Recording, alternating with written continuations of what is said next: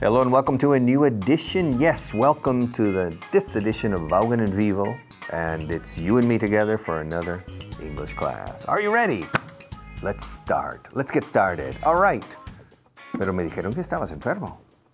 But they told me you were ill. They told me you were sick. Ill and sick. Ambas palabras significan enfermo. Ill and sick. Ahora, si es náusea, se dice sick. I feel sick. I feel sick. Okay? Y mareo de mar is to be seasick. Have you ever been seasick? Air sick when you're in an airplane. Car sick when you're in a car. Some people suffer car sickness. Other people don't. Some people suffer seasickness. Other people don't. Some people get air sick. Other people don't. To suffer car sickness, to be car sick. Have you ever been car sick? Sometimes if you're sitting in the back seat and the driver's driving along curves, you start feeling sick. You say, Manolo, I'm feeling sick. Can you stop? Okay. But to be sick, también es simplemente estar enfermo. Okay? They told me you were sick. I'm glad to see you here. My God, I didn't expect you. I didn't expect you, no te esperaba, or I wasn't expecting you. Don't te estaba esperando. Both are correct. I didn't expect you. Welcome back. It's good to see you again. It's good to see you again. Me alegro de verte de nuevo. I'm glad to see you again. Pero se dice incluso más, it is good. It's good. It's good to see you again here. I'm so glad that you're here.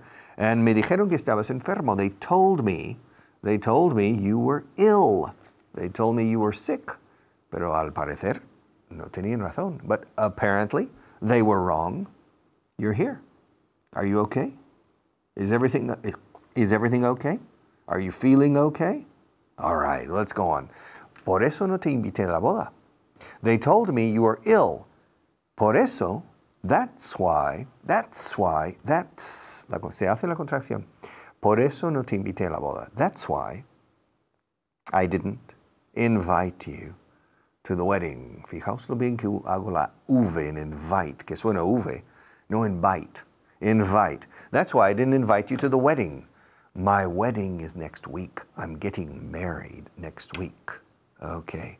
And I didn't invite you to the wedding because they told me that you were seriously ill and in the hospital for at least 2 months. So I didn't invite you to the wedding. That's why. Es por eso.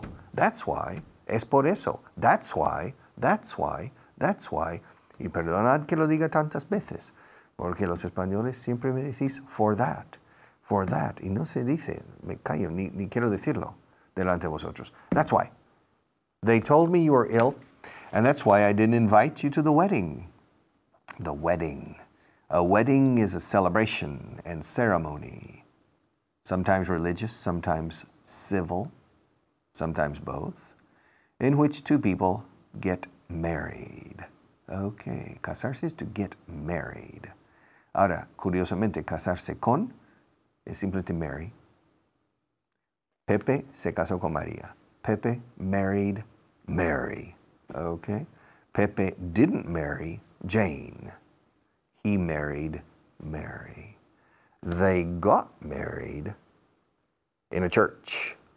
Okay? So to get married is casarse. To marry is casarse con. This is perhaps difficult, but cásate conmigo. Marry me. Marry me.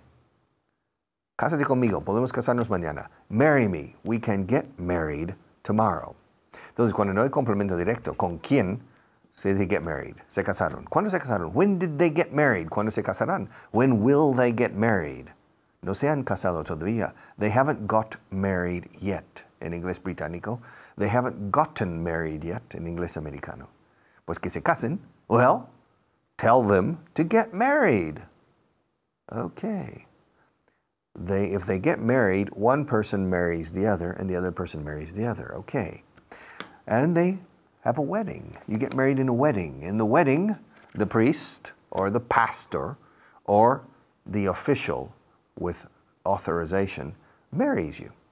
And they said, Maria, do you take John to be your lawful husband, to love him in sickness and in health, in richness and in poverty, until death do you part? And they say, I do. The wedding. And after the wedding, there's usually a celebration. In English, we call it the wedding reception. Recepción de boda. And the wedding reception can be a cocktail party. A cocktail party. En español dices un cóctel. En inglés solemos decir fiesta de cóctel. A cocktail party. Or a dinner. Or a lunch. A big celebration. And that's the wedding reception. Okay, me dijeron que estabas enfermo. They told me you were ill. Y es por eso. And that's why I didn't invite you to the wedding. If I had known, de haber sabido, si yo hubiera sabido, if I had known that you were okay, I would have invited you to the wedding. If I had known you were okay, I would have invited you to the wedding. Fijaos en la construcción de esta frase en condicional del pasado. Si yo hubiera sabido que estabas bien, te habría invitado a la boda. If I had known that you were okay or you were well, comma, I would have, contracción, I would have invited you to the wedding. ¿Me puedes traer un vaso de agua, por favor? Can you bring me a glass of water or a cup of water?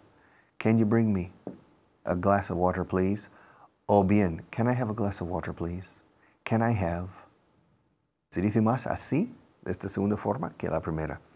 La forma española es me puedes traer. Many times here in Spain you say, oiga, me trae un vaso de agua, por favor. Okay, in these cases, can I have? Puedo tener. It sounds strange in Spanish. When I first came to Spain, I remember going into a bar, and I had a coffee. I ordered a coffee, and after I finished the coffee, I said, ¿Puedo tener un vaso de agua? And the bartender smiled and said, mejor es, me puede dar. Sí, me puede dar un vaso de agua. Okay, but I was thinking in English and translating to Spanish. Excuse me, can I have a glass of water, please? Can I have? Así lo pedimos muchas veces en inglés. Okay, can I have a second microphone, Juan Luis? Can I have the other book? ¿Me puedes traer? Can I have? Se dice mucho. Can I have the other book, please? All right, tengo mucha sed. I'm really thirsty. I'm very thirsty. Thirsty. Suena a jueves, ¿no? La gente tiene sed en jueves. People are thirsty on Thursday. Okay? Thirsty. La sed is thirst. To suffer thirst. And to suffer hunger. Okay. Pero en vez de tener sed o tener hambre en inglés, solemos estar sedientos y estar hambrientos. We are thirsty and hungry. And right now I'm hungry. I didn't have much for breakfast today. I only had a coffee. And now my stomach is growling. Growl. Growl is what a dog does, que es gruñir. And my stomach is growling because I need to eat something. I'm starving. I'm hungry. To starve is morir de hambre. To starve. And I'm starving as me muero de hambre. I'm really hungry, and at the same time I'm thirsty because Juan Luis didn't put any water in my cup. Just a little. All right. Tengo mucha sed is I'm very thirsty. No he comido nada desde ayer. I haven't eaten anything. I haven't eaten anything since yesterday. Yesterday I ate a cocido madrileño for dinner, which is not very recommendable. And since dinner last night, I haven't eaten anything. I didn't eat anything for breakfast, and I didn't eat anything for lunch. And I haven't eaten anything this afternoon. So, since dinner last night, I haven't eaten anything. Estoy cansado. I'm tired. Estoy cansado de enseñar. I'm tired of teaching. Estoy cansado de ser profesor. I'm tired of being a teacher. Estoy cansado de estar aquí. I'm tired of being here. Estoy cansado de ser pobre. I'm tired of being poor. I'm tired of being. Siempre tired of. Y la D al final de tired, que es una D dura al estilo inglés, se enlaza con la O de of. Tired of, dove. ¿Cómo se dice paloma? Pues hay dos tipos de paloma. La paloma de ciudad es pigeon. Paloma de campo, como la paloma blanca de la paz, is a dove. Escrito dove. Dove. There's a soap for your hands. It's called Dove. Okay. Dove. Y así suena cuando dices cansado de. I'm tired of. Tired of. O sea, realmente el truco es que cortamos antes de la D de tired y añadimos esa última letra a la palabra of, O-F, of, y suena dove. Tired of. Entonces, para recordar, sobre todo aquellos, especially you people who know English well, but your phonetics need to improve, you can remember neumático, paloma. Neumático, paloma. Tire, dove.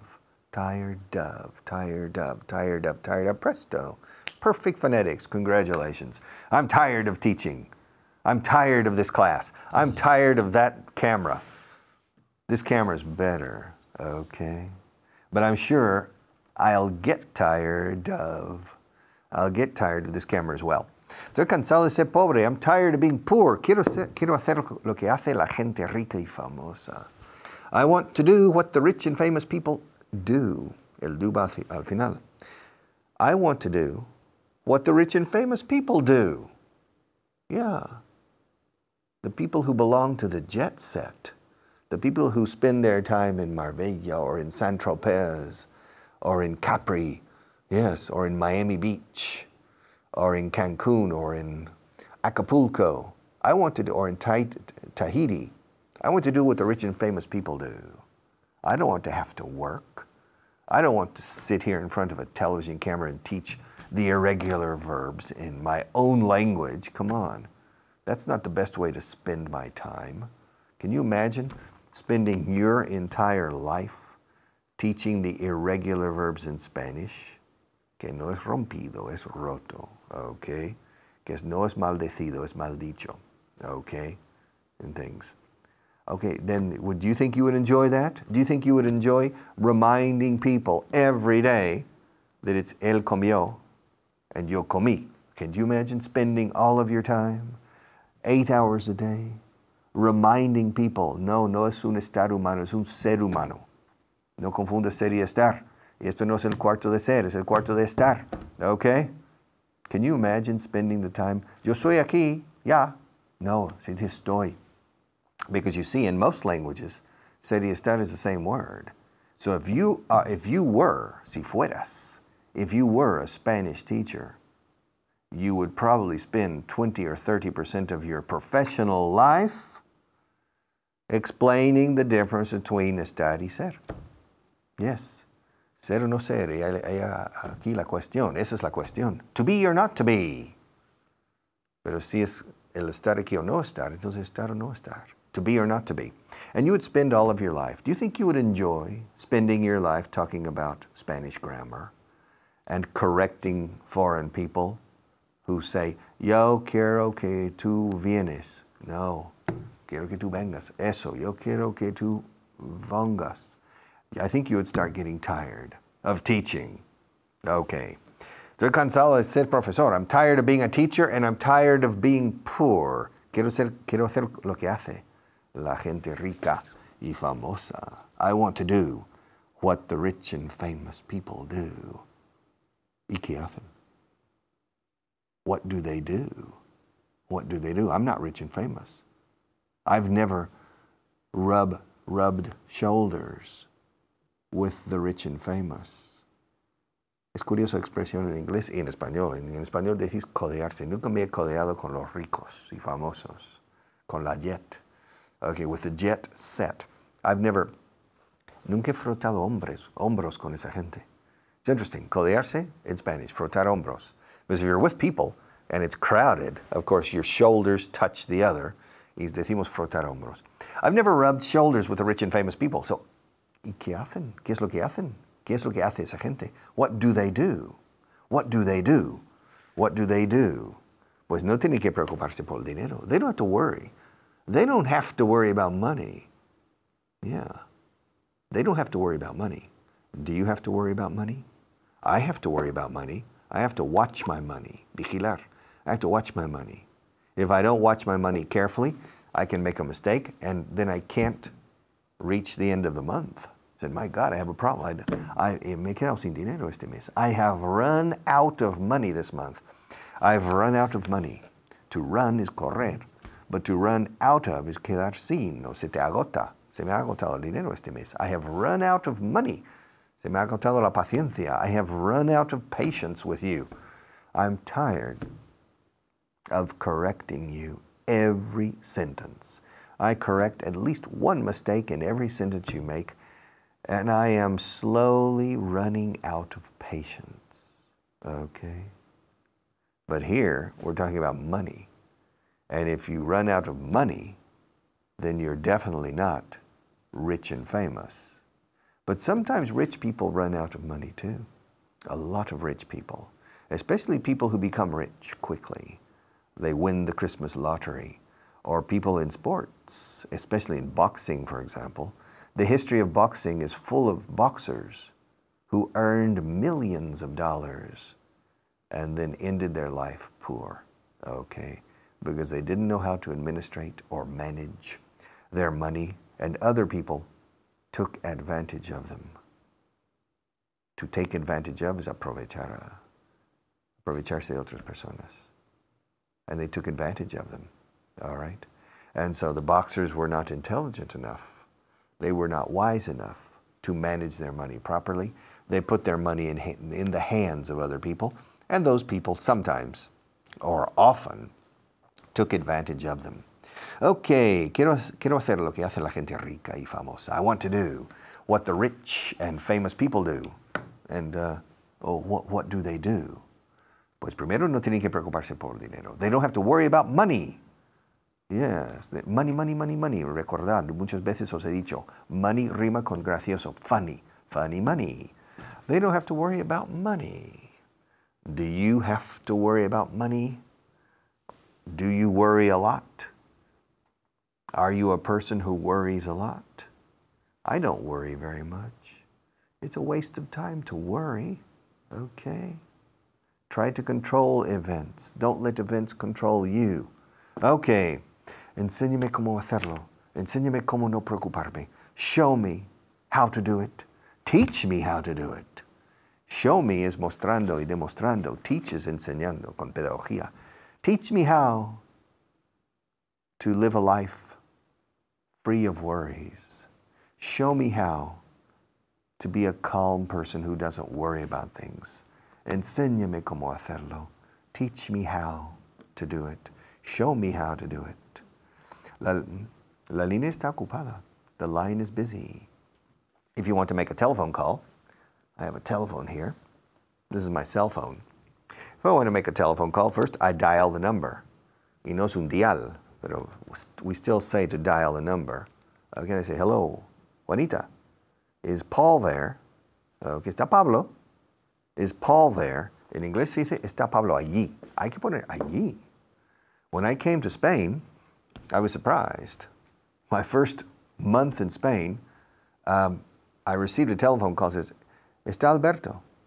I didn't understand what she meant. Of course, I said, Alberto, somebody's calling you. But I was expecting, ¿Está Alberto allí? Okay. Because if in English you say, is Alberto? You haven't finished the sentence. You need a predicate. Is Alberto there? Okay. Hello, Alberto. Hello? Is this Alberto? ¿Eres Alberto? Fijaos cómo lo digo. Is this Alberto? Literalmente, es este Alberto. O sea, esta persona con quien estoy hablando en este momento. Hello? Alberto? Alberto? Is this Alberto? Hi, Alberto. Yes. This is Richard. Así lo decimos. Okay. When we're talking to friends, hello, Mr. Evans. This is Richard Vaughn. Okay, this is. Este es, literalmente. Suena rarísimo en castellano, pero en inglés suena gracioso decir I am. Okay? I am Richard Vaughn. No. Okay? This is Richard Vaughn.